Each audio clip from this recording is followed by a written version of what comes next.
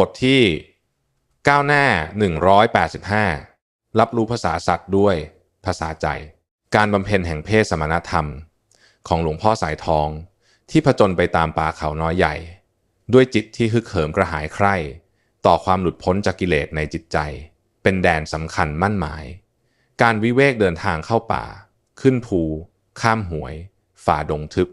เหล่านี้คือสิ่งหล่อหลอมให้เกิดประสบการณ์รู้เท่าทัน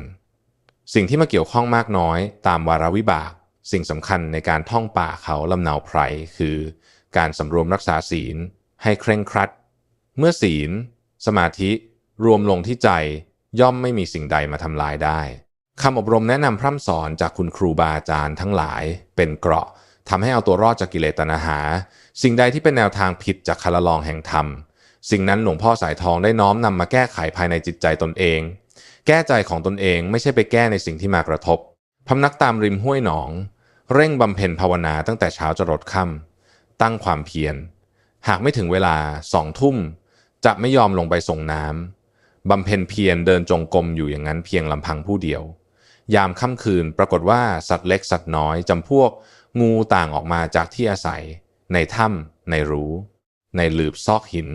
พากันมาหากินน้ำต่างพากันเที่ยวผุดเที่ยวว่ายเล่นน้ำกันสนุกสนานเมื่อถึงเวลาส่งน้ำหลวงพ่อสายทองจึงมีหมู่เพื่อนที่เป็นหมู่น้อยใหญ่อาบน้ำร่วมกันต่างคนต่างทำหน้าที่กันไปเสร็จแล้วจึงแยกย้ายจากกันโดยอัตโนมัติโดยไม่ต้องบอกกล่าวลาใดๆต่อกันเมื่อทำกิจส่วนตัวเสร็จสิ้นกิจของสมณะผู้หวังหาความอุดมให้ตนเอง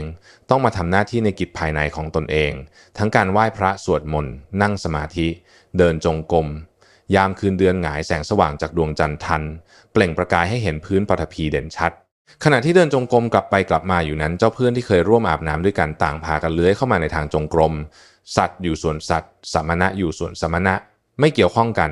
หลวงพ่อสายทองจึงใช้ไม้เคี่ยงูให้ออกพ้นทางแต่บางครั้งสายตามองไม่เห็นสิ่งที่ขวางข้างหน้าจึงเดินจงกรมกลับไปกลับมาด้วยการเดินข้ามตัวงูไปมาอยู่อย่างนั้นโดยต่างฝ่ายต่างไม่ทำร้ายซึ่งกันและกันแม้จะมีความหวาดกลัวอยู่ในจิตบ้างแต่เมื่อสภาวะจิตหลวงพ่อสายทองดื่มด่ำกับสภาวะอารมณ์จิตสงบนิ่งละเอียดแล้วความกลัวย่อมหดหายเหลือเพียงความมุ่งมั่นในการภาวนาเดินจงกรมไปมาอยู่อย่างนั้นการบำเพ็ญสมณธรรมตามป่าเขาลำเนาไพรของหลวงพ่อสายทองแม้จะต้องบำเพ็ญเพียงลำพังผู้เดียวแม้จะไม่มีเพื่อนพูดคุยก็ได้อาศัยเหล่าเทพเทวดาเป็นหูเป็นตาแทนเป็นเพื่อนสนทนาสำหรับป่าเขาลำเนาไพรนั้นเป็นที่อยู่อาศัยของสัตว์เล็กสัตว์น้อย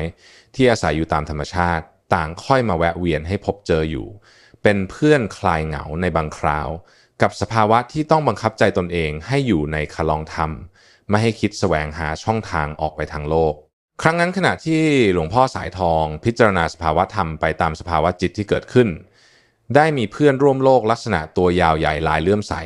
ได้เลื้อยผ่านเข้ามานั้นก็คืองูเหลือมใหญ่มันรับรู้ถึงบุคคลที่อยู่ตรงหน้าเส้นทางที่ต้องสัญจรคือสมณะผู้ดำรงสมณธรรมที่ยังความงดงามให้เกิดขึ้นในโลกร่มเย็น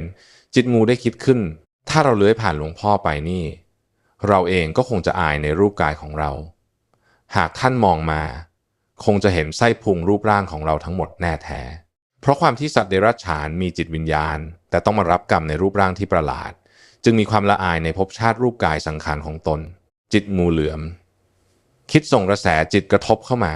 ขณะนั้นจิตที่ละเอียดว่างเปล่าจากอารมณ์ภายนอกจิตหลวงพ่อสายทองรับรู้ได้ถึงสิ่งที่มากระทบนั้นคือภาษาจิตที่งูเหลือมสื่อสารออกมากับตนเองแต่สภาวธรรมที่สงบนิ่งละเอียดจิตหลวงพ่อสายทองสามารถรับรู้ได้งูเหลือมรวบรวมความกล้าส่งกระแสจิตออกมาบอกให้สมณะที่กำลังนั่งภาวนาอยู่นั้นรับทราบขอผ่านเส้นทางนี้ด้วยนะท่านอย่าเหลียวมองดูข้าน้อยเลยถ้าหากท่านเหลียวมองมานั้นข้าน้อยผู้ที่อยู่ในรูปกายสังขารที่น่าเกลียดน่ากลัวจะข่วยเขินอายในภพชาติที่ถือกำเนิดหากท่านมองมาอย่างข้าน้อยในขณะที่เลื้อยผ่านนั้นข้าน้อยคงจะหมดเรี่ยวแรงไปเสียอย่างนั้นคงไม่มีแรงเลื้อยต่อไปเป็นแน่แท้งูเหลือมรำพันในภพชาติสังขารที่ตนเสวยสิ่งที่งูเหลือมส่งจิตคิดออกมานั้นหลวงพ่อสายทองนั่งภาวนารับรู้อยู่ตลอดจากนั้นงูเหลือมจึงค่อยๆเลื้อยผ่านหน้ากรดที่หลวงพ่อสายทองนั่งภาวนาด้วยอาการสำรวมอย่างช้าๆเพื่อไม่ให้เกิดเสียงไปกระทบรบกวนการภาวนาของสมณะที่อยู่เบื้องหน้า ขณะนั้นงูเหลือมค่อยๆเลื้อยผ่านหน้าหลวงพ่อสายทองต้องการพิสูจน์จะเป็นจริงตามที่ได้รับทราบทางภาษาจิตของงูเหลือมนั้นจริงหรือไม่จึงได้ลืมตาขึ้นสายตาประจันหน้ากับงูเหลือมเข้าอย่างจังสิ่งที่เกิดขึ้นกับงูเหลือมตัวนั้นถึงกับแทบจะหยุดหายใจไปชั่วขณะร่างกายหยุดการเคลื่อนไหวไปชั่วขณะจิตหนึ่งร่างที่เลื้อยหยุดการเลื้อยนิ่งอยู่อย่างนั้นเพราะความตกใจที่มีคนเห็นรูปร่างของตนจากนั้นตั้งสติได้งูเหลือมจึงค่อยๆเลื้อยหายเข้าไปในป่าเพื่อดำเนินไปตามวิถีชีวิตของตนต่อไปครูบาอาจารย์เคยกล่าวไว้ให้ทราบว่าสัตว์เขาก็มีจิตวิญญาณเช่นมนุษย์เราดีๆนี่เองภาษาพูดเขาเนี่ยก็มีเอกลักษณ์เช่นเดียวกับมนุษย์เราแต่การรับรู้ภาษาระหว่างมนุษย์และสัตว์เป็นการรับทางกระแสจิตเท่านั้นบางอย่างเนี่ยก็ยากที่จะอธิบายให้ทราบเป็นภาษามนุษย์ได้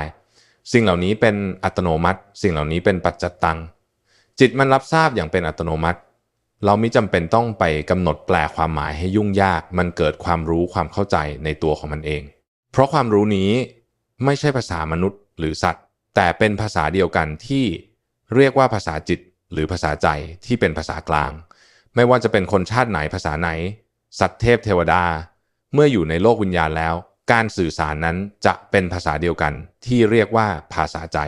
ที่เป็นภาษากลางของทางโลกมนุษย์และวิญญาณแม้แต่ภาษาของสัตว์จึงเป็นเรื่องลึกลับยากสำหรับมนุษย์ธรรมดาจะรับรู้แต่ผู้ที่มีสมาธิสูงละเอียดย่อมสามารถรับรู้ฟังเข้าใจในภาษาของสัตว์ได้รู้ทุกคำพูดที่มันพูดจาต่อกัน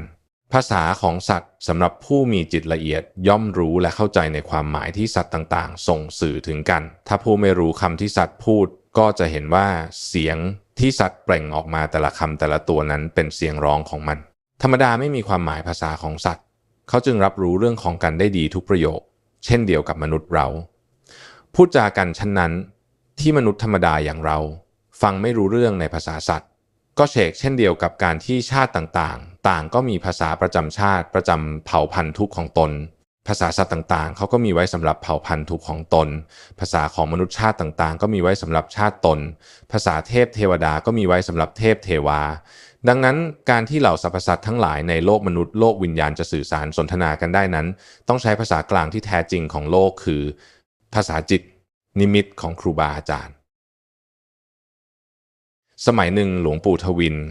สุจินโนปัจจุบันท่านอยู่เป็นประธานสงฆ์เนาะวัดป่าหนองเสียงซุยบ้านหนองเสียงซุยอำเภอเมืองจังหวัดขอนแก่นครั้งนั้นท่านได้วิเวกและมาพำนักอยู่ที่ป่าห้วยกลุ่มในเขตเขื่อนห้วยกลุ่มอำเภอคอนสารจังหวัดชัยภูมิตรงบริเวณเหนือเขื่อนห้วยกลุ่มในคราวที่หลวงปู่ทวินได้ปฏิบัติธรรมณบริเวณนี้หลวงปู่ทวินสุจิโนท่านได้บำเพ็ญสมาธิธรรมด้วยความภาคเพียรอันเป็นนิสัยประจำตัวของหลวงปู่ที่ท่านได้ปฏิบัติมานับตั้งแต่การได้อุปสมบทเป็นพระภิกษุในพรรษาแรกจวบจนในปัจจุบันพรรษาของท่านได้สูงขึ้นไปตามลำดับแห่งคุณธรรมสมัยที่หลวงปู่ทวินท่านได้ธุดงค์ไปพำนักปฏิบัติอย่างสถานที่ต่างๆนั้นครั้งนั้นจิตที่ได้เจริญสติจนแก่กล้าตั้งมั่นเป็นสมถะได้ปรากฏมีเทวดาตนหนึ่งชื่อมะลิวรันได้เข้ามาแจ้งเรียนบอกหลวงปู่ทวินให้ทราบว่าหลวงพ่อพระองค์นั้นนอนไม่ค่อยหลับในตอนกลางคืนจิตปรุงแต่งไปในแต่เรื่องกามนอนไม่หลับตลอดทั้งคืนจนรุ่งสว่างครั้นรุ่งเช้าหลวงปู่ทวินได้ไปยังศาลาเล็กๆเดินเข้าสู่ศาลาหลวงปู่ทวินจึงได้เรียนถามในเรื่องการภาวนาจากพระรูปนั้นท่านภาวนาเป็นอย่างไรบ้างพระรูปนั้นจึงกราบเรียนหลวงปู่ทวินโอ้เมื่อคืนนี้ผมนอนไม่หลับทั้งคืนเลยครับจิตปรุงแต่งแต่เรื่องกามตลอดทั้งคืนเลยจึงเป็นเหตุให้พระรูปนั้นนอนไม่หลับอยู่อย่างนั้นตลอดทั้งคืนจนรุ่งสว่างหลวงปู่ทวินจึงได้บอกแก่พระรูปนั้นไปว่าเมื่อคืนนี้เทวดาเขาได้มาบอกผมว่ามีพระรูปหนึ่งนอนไม่หลับทั้งคืน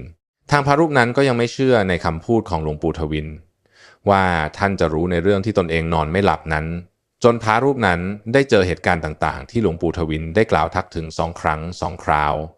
พระรูปนั้นจึงยอมรับในสิ่งที่ท่านรู้เห็นนั้นเป็นความจริงจึงยอมรับในคุณธรรมของหลวงปู่ทวินท่านเป็นผู้รู้จริงเห็นจริงรู้จริงแจ้งประจักษ์ในธรรมสมกับเป็นเขตเนื้อนาบุญอันอุดมของโลกไม่มีเนื้อนาบุญอันใดจะยิ่งใหญ่อุดมไพศาลอีกแล้วในไตรโลกภูมินี้ยกเว้นพระอริยเจ้าผู้ทรงคุณธรรมสูงส่งเช่นกันหลวงปู่ทวินสุจินโนพำนักอยู่เหนืออาณาเขตเขื่อนห้วยกุมครั้งนั้นท่านได้กล่าวพยากรณ์ไว้ต่อไปสถานที่แห่งนี้เจ้าของเก่าจะมาบำเพ็ญสร้างพัฒนาจนเจริญรุ่งเรืองสืบไป จากนั้นหลวงปู่ทวินจึงได้ย้ายวิเวกไปตามสถานที่ต่างๆต่อไปนะฮะ